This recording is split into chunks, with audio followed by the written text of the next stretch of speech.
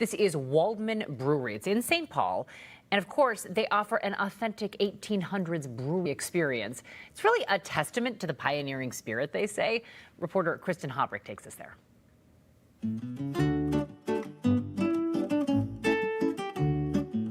Waldman Brewery. This is a legendary spot that opened before the Civil War, before Minnesota became a state.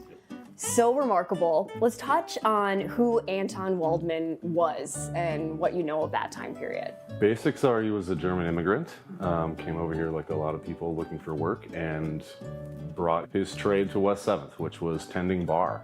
Wow. So this place was built as a house and then opened as a saloon, a lager house. So it's the oldest standing lager saloon in St. Paul. Been operational since 1857. So it seems like this was really a community hub at the time where people are coming off the steamboats, coming in here. Probably not quite as rowdy as some of the whiskey bars of the area. That depends on, I think, who you ask. Yes. I think West 7th, specifically as part of St. Paul, had a pretty rich history for being a fun spot. Not only the mills, but the barges. And the High Bridge over here on Smith was the first bridge across the river in this area. So you had not only traffic from the Highlands, but all of the lower town area was in this. And there was dozens of lager saloons around here. So this wasn't unique. This is just the only one that made it. When you took the space over, did you find any artifacts, anything interesting that really stood out to you? Yeah, the proprietor, Tom Schroeder, when he purchased these 3 properties, there's 3 lots on this campus. He did a full archaeological dig, and in the other room we have a big portrait full of arrowheads and other artifacts that were found on site. Books, Steinware, children's shoes were found in the wall, which is not a creepy thing. It's like a blessing of goodness. Oh, okay. Yeah, it's like a blessing of a new space and growth, right? The next chapter. Not a bad Yeah, not the poltergeist situation. No. Pretty good, yeah. So let's fast forward. So 2008 time frame. This place was actually slotted for demolition. Yes, it was. How did the co-owner Tom find and save this like right at the right time? I think to his own admission would say he wasn't as interested in the beer as he was in the history at that time, and you know, saving this area of West 7th as far as its like architecture and things like that. And so the beer just happened to be like a bonus. My first time in the front door, it's like you step back in time. So talk about all the different pieces that are replicating the 19th century. That couldn't have been easy to find. That is such a good question for somebody besides me, but I'll do my best.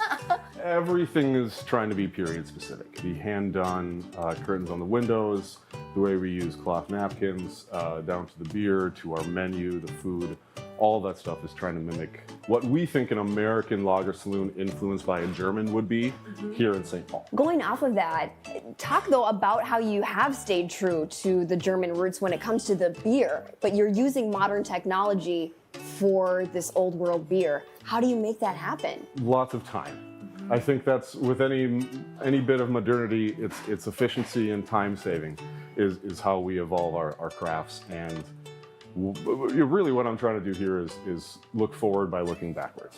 And so what are things that I can do that they did with the equipment that I have? You know, using stainless steel, using modern malt, which has been evolved obviously over the past 150 years as well.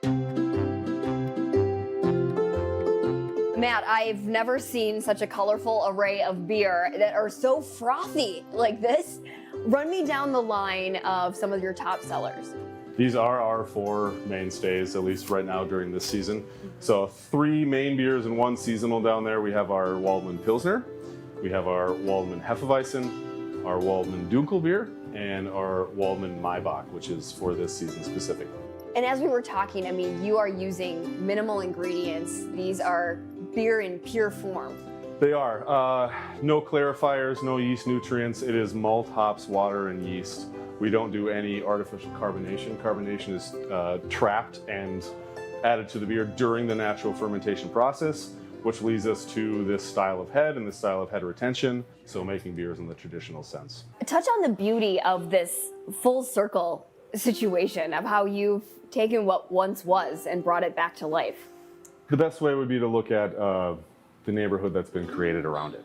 Any old building in a neighborhood always gets a connotation of being an old building in a neighborhood. And this was completely changed from a derelict part of this corner to part of the hub of this entire area. And with our neighbors, both down West 7th and around Smith Avenue, you know, to have Waldman and to be part of that group, you know, especially even through COVID or everything else in Minnesota has gone through, has been, you know, really special. Sure. And probably when we look at it, that's actually what we're trying to do here, is be part of that community, as opposed to any of the history or all of that, because that's fun, but we're in the present, we're here now.